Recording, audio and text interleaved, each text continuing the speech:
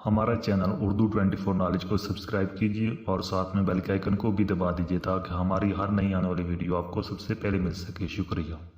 ये वाकया बनी इसराइल के दो भाइयों का है। वाकया कुछ यूं है कि बनी इसराइल में दो भाई रहा करते थे। एक भाई मुसलमान था जबकि दूसरा भाई हिंदू था। दोनों भाई दरिया के किनारे मछलियां पकड़ा करते थे। हर बार जब वो दोनों भाई मछलियों के शिकार के लिए जाते थे तो मुसलमान भाई के जाल में सिर्फ एक मछली आती थी। वो इस पर भी अल्लाह का शुक्र अदा करता था, जबकि दूसरे भाई का जाल मछलियों से भर जाता था। एक दिन मुसलमान भाई की बीवी हिंदू भाई की बीवी से मिलने के लिए गई तो उसने देखा कि हिंदू की बीवी के पास बेतहाशा दौलत है। इसके पास महंगे कपड़े, महंगे जेवरात और अच्छा घर है। जब इस मुसलमान भाई की बीवी ने खुद का हिंदू भाई की बीवी के साथ मवाजना किया तो गमज़दा और परेशान हो गई और दिल ही दिल में अल्लाह से शको करने लगी कि मैं तो मुसलमान हूं, तेरी इबादत करती हूं, इसके बावजूद भी मेरे पास वो सब क्यों नहीं जो शौहर के भाई की बीवी के पास है। उसने हिंदू की बीवी से कहा कि मैं कैसे ये सब हासिल कर सकती हूं, मैं ऐसा क्या करूं कि मेरे पास भी ढेर सारी दौलत और मालो असबाब जमा हो जाए। हिंदू की बीवी ने जब ये सुना तो कहने लगी, तुम अपने शौहर से कहो वो भी हमारे बुतों से मांगे, इसको भी ये सब मिल जाएगा। इसके बाद वो घर वापस आ गई। शाम के वक्त जब इसका शौहर घर आया तो बीवी ने इसे वो सब बातें बताएं जो उसके भाई की बीवी ने की थी।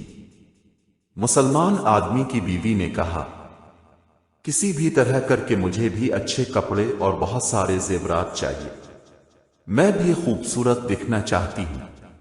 वो आदमी सच्चा मुसलमान था। उसने ये गवारा न किया कि वो अल्लाह के सिवा किसी और को माबूद बनाए। उसने अपनी बीवी को कहा कि कल सुबह से मैं कहीं मजदूरी करने जाऊंगा, जिससे कुछ पैसे मिल जाएंगे और तुम इससे जेवरात और बाकी चीजें खरीद लेना। इसकी बीवी राजी हो गई। अगले दिन इसने कई जगह पर काम ढूंढा, मगर कोई भी उसको काम देने को रजामंद ना हुआ। इस तरह कई दिन गुजर गए और उसकी बीवी का असरार रोज बरोज बढ़ता ही जा रहा था कि इसको अच्छे कपड़े और जेवरात चाहिए।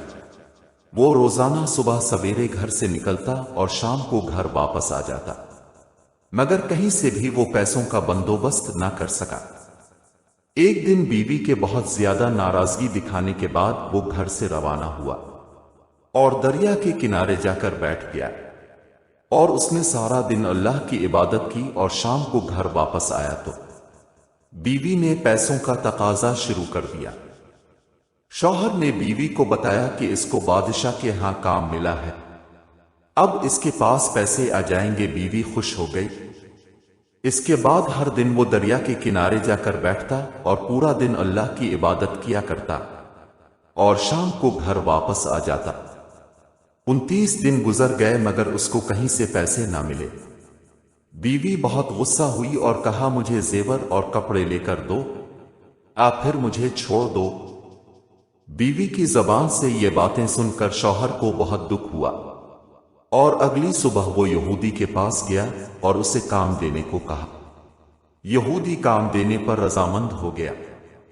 दूसरी तरफ इसके घर के दरवाजे पर एक शख्स आया और उसकी बीवी को 29 सोने की अशरफियां दी और कहा, ये तुम्हारे शौहर की 29 दिन की कमाई है।